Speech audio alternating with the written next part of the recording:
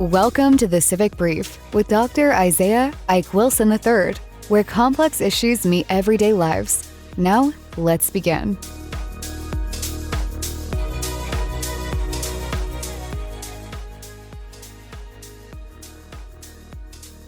So, travelers, you just heard Dr. Bose walk us through the Constitution and how it bends under pressure.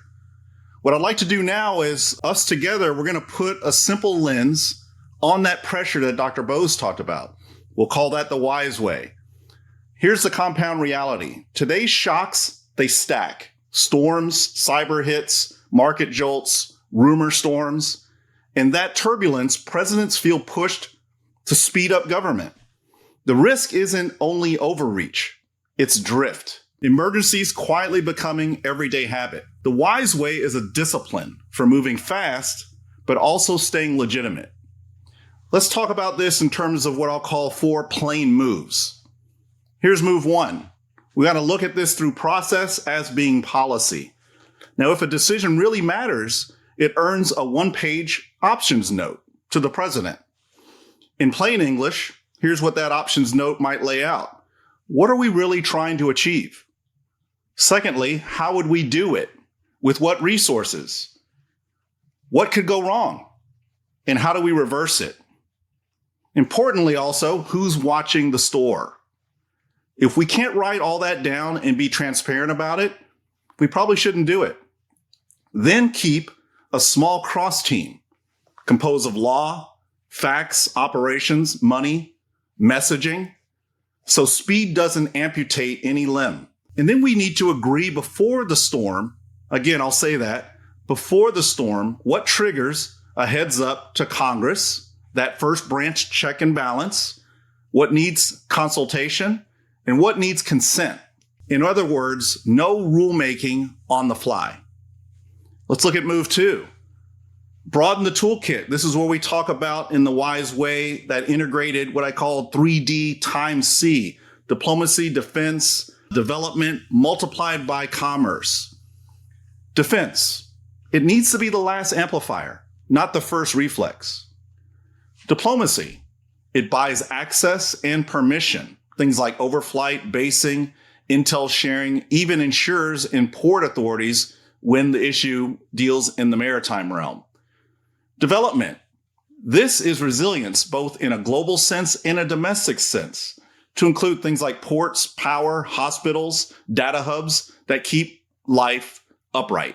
Commerce, from the household to the global geoeconomic realm.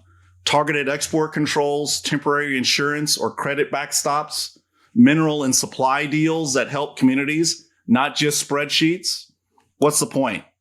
When your toolbox is wider, you don't need force or executive fiat to move fast. Move 3. Let's look at Maxi-Min guardrails. What do I mean by that? Maximize our position, minimize single point failure. I would say 3 simple checkpoints here. First, regular touch points, again, with that first branch, Congress, the people's branch. Second, emergency powers that expire. Let me say that again, that expire on a clock unless renewed in transparent daylight. Thirdly, a public scorecard that separates the truly extraordinary from what's merely convenient. Let's also think about bounding the box up front, setting the goal, the limits, and the off-ramps, and who owns the risk if all of our assumptions fail. Finally, move 4, civic transparency, the legitimacy engine, folks. Speak to the country in plain English about what we know, also about what we don't know, and what could change our approach. Name the trade-offs, invite referees, inspector generals, courts, committees, so people can tell emergency from opportunism. Folks, that's the wise way. Fast when we must be, bounded by design. Now, I want to offer a couple of quick human scale scenarios. First, let's imagine a scenario, let's call it a 72-hour megastorm. The place, Gulf Coast landfall. Power's out across 3 states. Refineries flooded. Hospitals wobbling. Social feeds, they're on fire. Let's go back to that step one, that move one. Let's say between the hour of 0 to 6 hours into the crisis. Process first. Small resilience huddles. Let's look at 2 one-page options that we send to the president, each with costs laid out, legal lanes, oversight, and a 72-hour sunset. Again, that limiter. Option 1 might be something like a disaster declaration plus targeted production surge to include generators, oxygen, plus a short fuel spec waiver to move gas faster. All these emergency actions. Let's lay out an option 2 for the POTUS. Disaster declaration plus max mutual aid and lift capacity. Keep extraordinary powers all in reserve. Move 2 or step 2, something within the hours of the first 6 to 24. Use the wide toolbox, that Broaden toolbox that we talked about. Let's look at defense first. In fact, in terms of use last. Lift critical supplies, guard does rescues in debris, restores comms. Limited, but effective. Diplomacy, at home and next door. Moving utility crews across borders, aligning port reopening rules, tapping neighbors for temporary power flows. Let's look through the lens of development. Temporary power to hospitals and water plants, opening of shelters, deployment of medical teams and basic medicines. And then that commerce lens. Turn on small business disaster loans, enable limited trucking waivers for fuel and food, standing up a price gouging task force.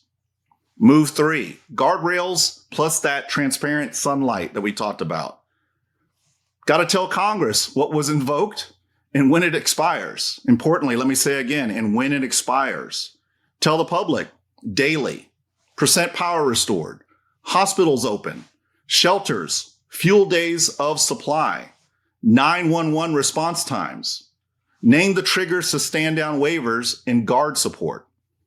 By day 7, we want to publish a short after action, including what ends, what continues under normal law, what, if anything, moves to a formal rulemaking, no temporary powers that quietly become permanent. Why this would work.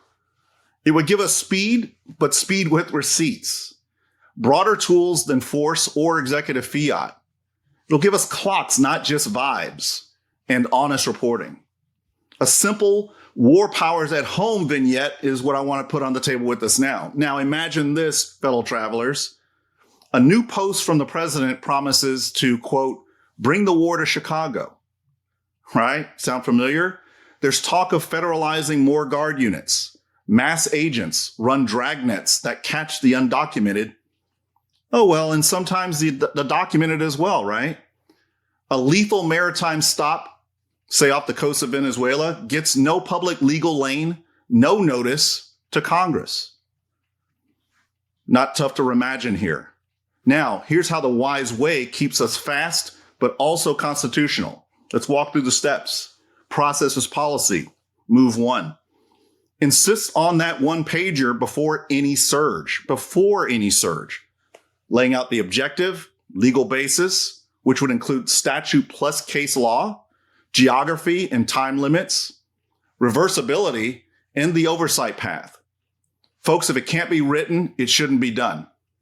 Second, use civil tools first. Priority on policing.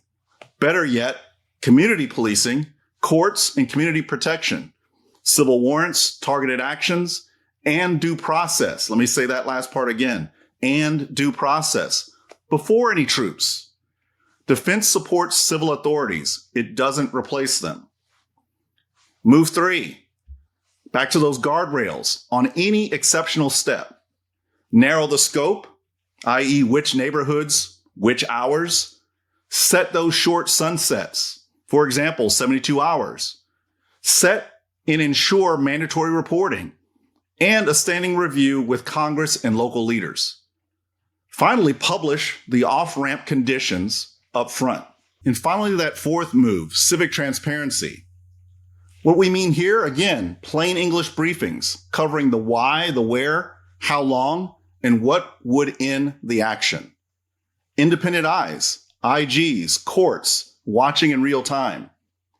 The test isn't, did something happen? The real test needs to be, did we keep liberty while keeping people safe? So then what's the bottom line? It has to always be about smart outcomes, not chest thumping for the win. And in gray zone moments, the wise way is both lens as well as lever. Precise in what we authorize, relentless in what we report, honest about trade-offs, a free people will accept. The Republic doesn't need a timid presidency. It needs a bounded one, fast in crisis, truthful in process, and limited by design. That is how power stays useful and right size, and that's the wise way. So if today's conversation helps sharpen your civic lens, subscribe to Compound Security Unlocked on Substack and join this podcast, The Civic Brief. Also, join our travelers community and connect with us at Wilson Wise Consulting. Together, we can equip leaders and citizens to handle power wisely.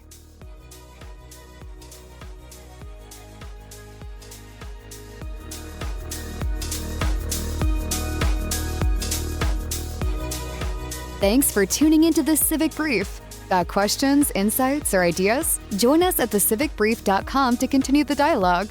Subscribe, share, and be part of shaping the future, one brief at a time.